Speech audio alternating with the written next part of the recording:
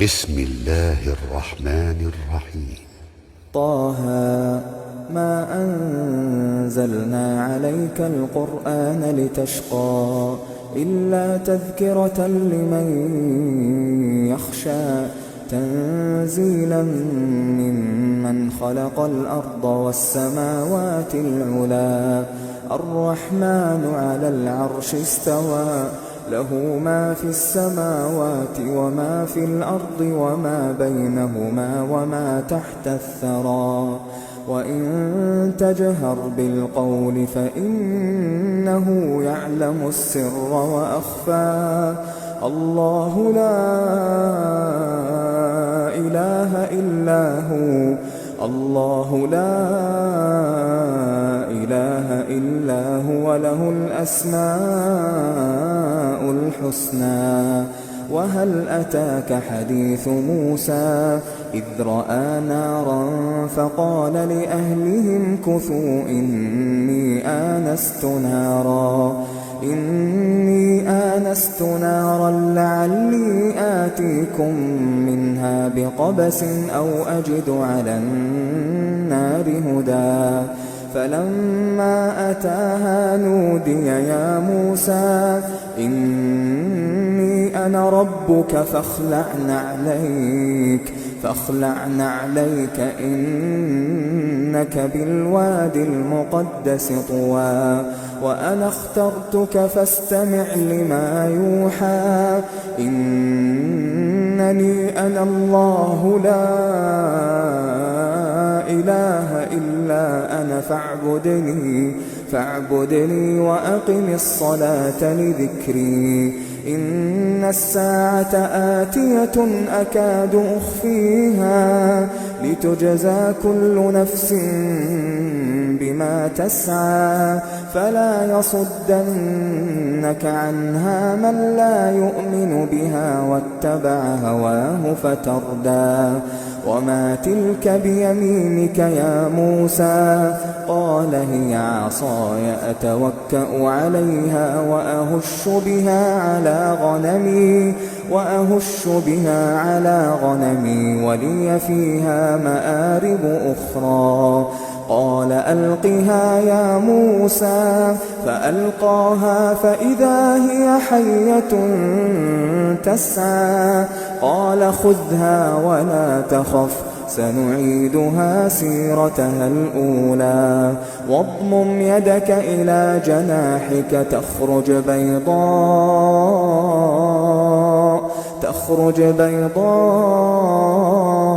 من غير سوء آية أخرى لنريك من آياتنا الكبرى اذهب إلى فرعون إنه طغى قال رب اشرح لي صدري ويسر لي أمري واحلل عقدة من لساني يفقه قولي واجعل لي وزيرا من أهلي هارون أخي اشدد به أزري وأشركه في أمري كي نسبحك كثيرا ونذكرك كثيرا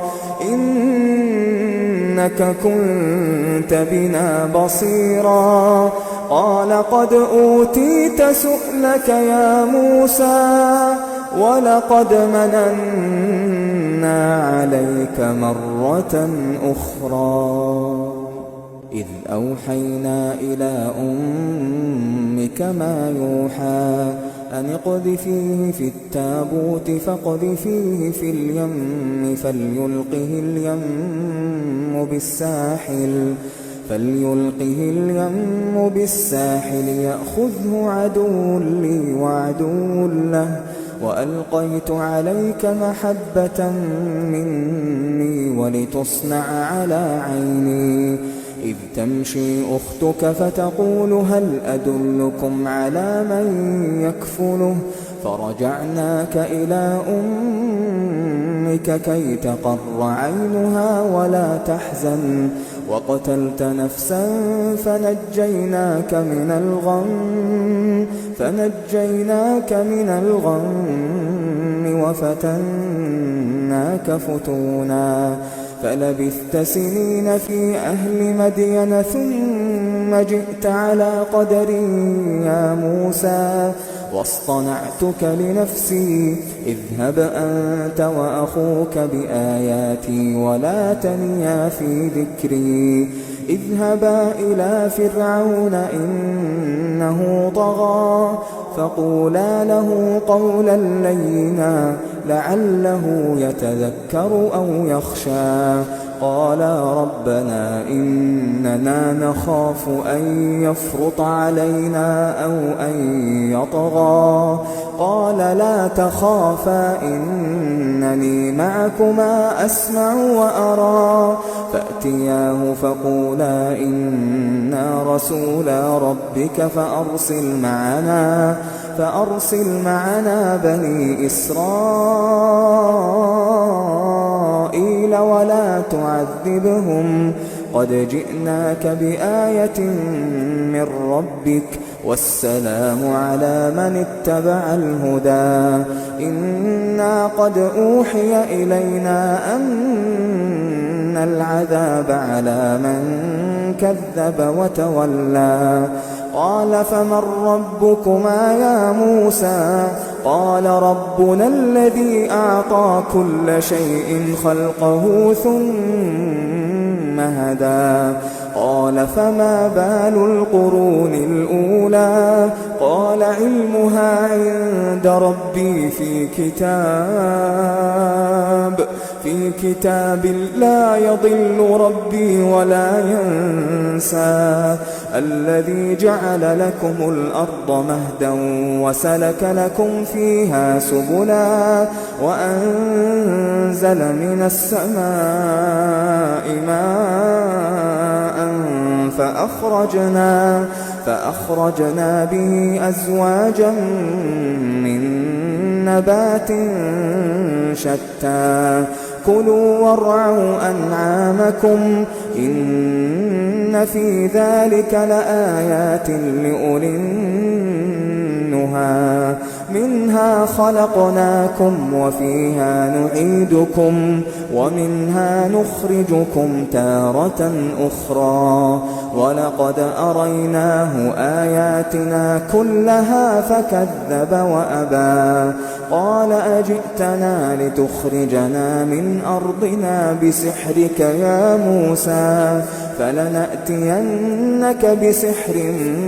مثله فاجعل بيننا وبينك موعدا لا نخلفه نحن ولا أنت مكانا سوى قال موعدكم يوم الزينة وأن يحشر الناس ضحى فتولى فرعون فجمع كيده ثم أتى قال لهم موسى ويلكم لا تفتروا على الله كذبا فيسحتكم بعذاب وقد خاب من افترى فتنازعوا أمرهم بينهم وأسروا النجوى قالوا إن هذان لساحران يريدان أن يخرجاكم من أرضكم بسحرهما ويذهبا بطريقتكم المثلى فأجمعوا كيدكم ثم أتوا صفا وقد أفلح اليوم من استعلى قالوا يا موسى إما أن تلقي وإما أن نكون أول من ألقى قال بل ألقوا فإذا حبالهم وعصيهم يخيل إليه من سحرهم أنها تسعى فأوجس في نفسه خيفة موسى قلنا لا تخف إنك أنت الأعلى وألق ما في يمينك تلقف ما صنعوا إنما صنعوا كيد ساحر ولا يفلح الساحر حيث أتى فألقي السحرة سجدا قالوا آمنا برب هارون وموسى قال آمنتم له قبل أن آذن لكم إنه لكبيركم الذي علمكم السحر فلأقطعن أيديكم وأرجلكم من خلاف ولأصلبنكم في جذوع النخل ولتعلمن أينا أشد عذابا وأبقى قالوا لن نؤثرك على ما جاءنا من البينات والذي فطرنا فاقض ما أنت قاض إنما تقضي هذه الحياة الدنيا إنما تقضي هذه الحياة الدنيا إنا آمنا بربنا ليغفر لنا خطايانا وما أكرهتنا عليه من السحر والله خير وأبقى إنه من يأت ربه مجرما فإن له جهنم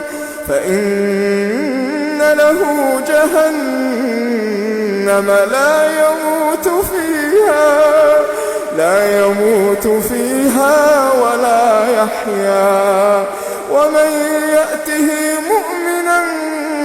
قد عمل الصالحات فأولئك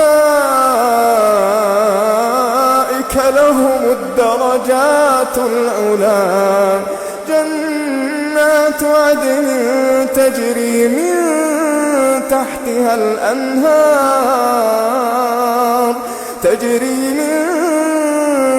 تحتها الأنهار خالدين فيها وذلك جزاء من تزكى ولقد أوحينا إلى موسى أن أسر بعبادي فاضرب لهم طريقا في البحر يبسا لا تخاف دركا ولا تخشى فأتبعهم فرعون بجنوده فغشيهم من اليم ما غشيهم وأضل فرعون قومه وما هدى يا بني إسرائيل قد أنجيناكم من عدوكم وواعدناكم جانب الطور الأيمن ونزلنا عليكم المن والسلوى كلوا من طيبات ما رزقناكم ولا تطغوا فيه فيحل عليكم غضبي ومن يحلل عليه غضبي فقد هوى وإني لغفار لمن تاب وآمن وعمل صالحا ثم اهتدى وما أعجلك عن قومك يا موسى قال هم أولئك على أثري وعجلت إليك رب لترضى قال فإنا قد فتنا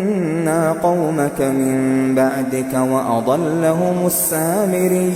فرجع موسى إلى قومه غضبان أسفا قال يا قوم ألم يعدكم ربكم وعدا حسنا أفطال عليكم العهد أم أردتم أن يحل عليكم غضب من ربكم فأخلفتم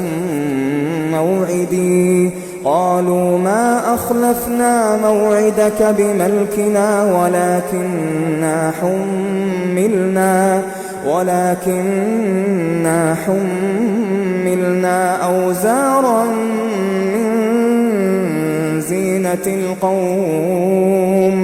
ولكننا حملنا أوزارا من زينة القوم فقذفناها فكذلك ألقى السامري فأخرج لهم عجلا جسدا له خوار فقالوا هذا إلهكم وإله موسى فنسي أفلا يرون ألا يرجع إليهم قولا ولا يملك لهم ضرا ولا نفعا ولقد قال لهم هارون من قبل يا قوم إنما فتنتم به وإن ربكم الرحمن فاتبعوني وأطيعوا أمري قالوا لن نبرح عليه عاكفين حتى يرجع إلينا موسى قال يا هارون ما منعك إذ رأيتهم ضلوا ألا تتبعني أفعصيت أمري قال يا ابن لا تأخذ بلحيتي ولا برأسي إني خشيت أن تقول فرقت بين بني إسرائيل ولم ترقب قولي قال فما خطبك يا سامري قال بصرت بما لم يبصروا به فقبضت قبضة من أثر الرسول فنبذتها وكذلك سولت لي نفسي قال فاذهب فإن لك في الحياة أن تقول لا مساس وإن لك موعدا لن تخلفه وانظر إلى إلهك الذي ظلت عليه عاكفا لنحرقنه ثم لننسفنه في اليم نسفا إنما إلهكم الله الذي لا إله إلا هو وسع كل شيء علما كذلك نقص عليك من أنباء ما قد سبق وقد آتيناك من لدنا ذكرا من أعرض عنه فإنه يحمل يوم القيامة وزرا خالدين فيه وساء لهم يوم القيامة حملا يوم ينفخ في الصور ونحشر المجرمين يومئذ زرقا يتخافتون بينهم إن لبثتم إلا عشرا نحن أعلم بما يقولون إذ يقول أمثلهم طريقة إن لبثتم إلا يوما ويسألونك عن الجبال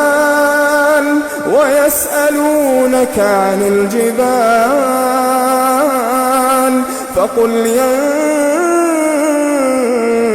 ينسفها ربي نسفا فيذرها قاعا صفصفا لا ترى فيها عوجا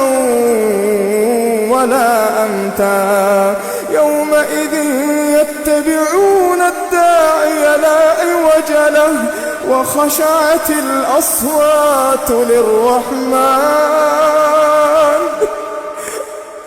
وخشعت الأصوات للرحمن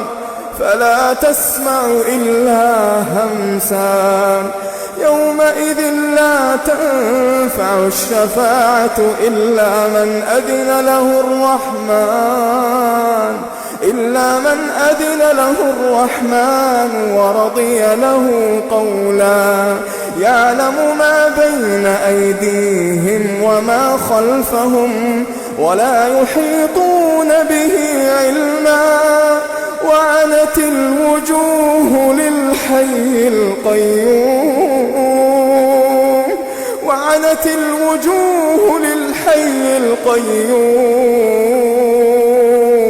وقد خاب من حمل ظلما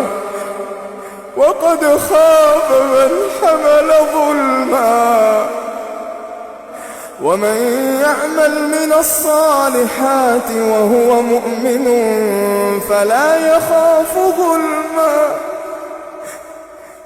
يخاف ظلما ولا هضما وكذلك أنزلناه قرآنا عربيا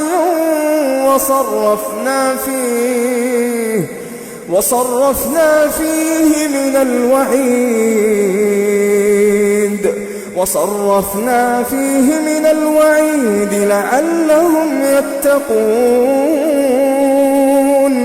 لعلهم يتقون أو يحدث لهم ذكرا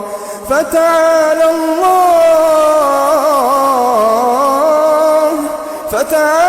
الله الملك الحق ولا تعجل بالقرآن من قبل أن يقضى إليك وحيه وقل رب زدني علما ولقد عهدنا إلى آدم من قبل فنسي ولم نجد له عزما وإذ قلنا للملائكة اسجدوا لآدم فسجدوا إلا إبليس أبى فقلنا يا آدم إن هذا عدو لك ولزوجك فلا يخرجنكما من الجنة فتشقى إن لك ألا تجوع فيها ولا تعرى وأنك لا تظمأ فيها ولا تضحى فوسوس إليه الشيطان قال يا آدم هل أدلك على شجرة الخلد وملك لا يبلى فأكلا منها فبدت لهما سوآتهما وطفقا يخصفان عليهما من ورق الجنة وعصى آدم ربه فغوى ثم اجتباه ربه فتاب عليه وهدى قال اهبطا منها جميعا بعضكم لبعض عدو فإما يأتينكم مني هدى فمن اتبع هداي فلا يضل ولا يشقى ومن أعرض عن ذكري فإن له معيشة ضنكا ونحشره يوم القيامة أعمى قال رب لم حشرتني أعمى وقد كنت بصيرا قال كذلك أتتك آياتنا فنسيتها وكذلك اليوم تنسى وكذلك نجزي من أسرف ولم يؤمن بآيات ربه وَلَعَذَابُ الْآخِرَةِ أَشَدُّ وَأَبْقَىٰ أَفَلَمْ يَهْدِ لَهُمْ كَمْ أَهْلَكْنَا قَبْلَهُم مِّنَ الْقُرُونِ يَمْشُونَ فِي مَسَاكِنِهِمْ إِنَّ فِي ذَٰلِكَ لَآيَاتٍ لِّأُولِي النُّهَىٰ وَلَوْلَا كَلِمَةٌ سَبَقَتْ مِن رَّبِّكَ لَكَانَ لِزَامًا وَأَجَلٌ مُّسَمًّى فاصبر على ما يقولون وسبح بحمد ربك قبل طلوع الشمس وقبل غروبها ومن آناء الليل فسبح وأطراف النهار لعلك ترضى ولا تمدن عينيك إلى ما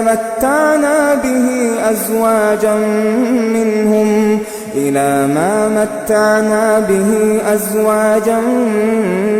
منهم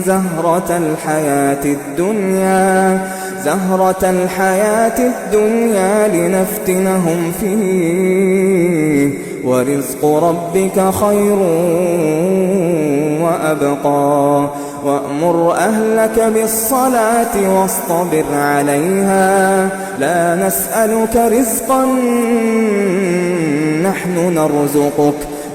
نسألك رزقا نحن نرزقك والعاقبة للتقوى وقالوا لولا يأتينا بآية من ربه أولم تأتهم بينة ما في الصحف الأولى ولو أنا أهلكناهم بعذاب من قبله لقالوا ربنا لولا أرسلت إلينا رسولا فنتبع آياتك من قبل أن